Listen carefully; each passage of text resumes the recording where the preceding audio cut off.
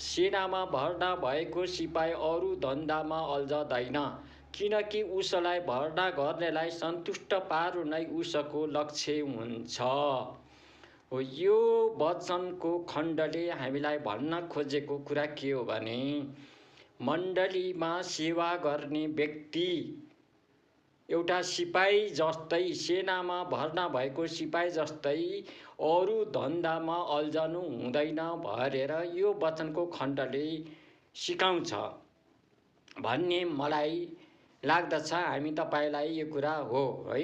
त्यसकारणले गर्दा एउटा सेवा मण्डलीमा सेवा गर्ने पास्टर सेवकले चाहिँ पूर्णकालीन मण्डलीमा सेवाकाई गर्नु पर्दछ है।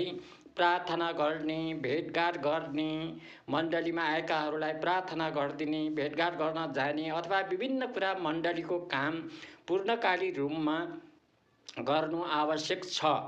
हो, कतिजनाले त्यो मण्डलीमा अर्को पूर्णकालीन सेवक नभएको कारणले गर्दा कतिपय जागिरे व्यक्तिहरूले, व्यापारी व्यक्तिहरूले, सङ्घ संस्थाका व्यक्तिहरूले पास्टर काम गरिराख्नु भएको छ, चलाइराख्नु भएको छ। त्यो कुरा मैले विरोध गरेको होइन, राम्रो कुरा हो। तर तपाईहरूले अब गर्नुपर्ने कुरा के हो भने आफ्नो मण्डलीमा पूर्णकालीन सेवक तपाईहरूले तयार गर्न आवश्यक छ र मण्डलीमा पूर्णकालीन सेवक हुन आवश्यक छ। र अर्को कुरा, मण्डलीमा पूर्णकालीन सेवा गर्ने सेवकलाई मण्डलीले फुल सपोर्ट गर्न आवश्यक छ है।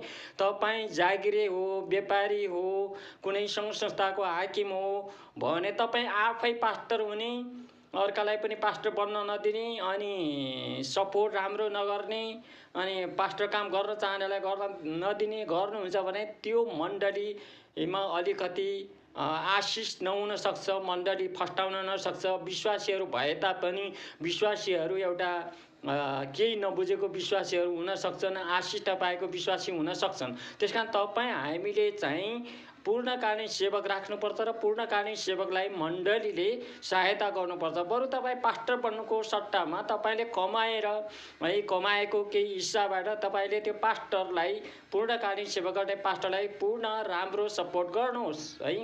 हो, त्यो गर्नु आवश्यक छ। र पूर्णकालीन सेवकले पनि एकदमै मण्डलीमा तन मन लगाएर मेहनत गरेर परिश्रम गरेर सेवा गर्न आवश्यक छ है।